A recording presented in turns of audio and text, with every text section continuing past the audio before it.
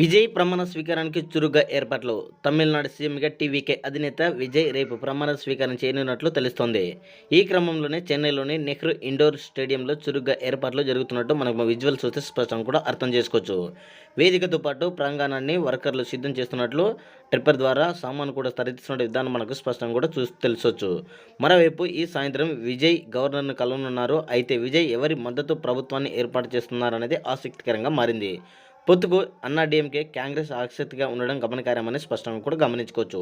ఏది ఏమైనా తమిళనాడు రాష్ట్ర రాజకీయాలలో విజయ్ సరికొత్త అధ్యయనం రేపు ప్రారంభించబోతున్నాడు అనేది మనకు స్పష్టంగా కూడా గమనించుకోవచ్చు.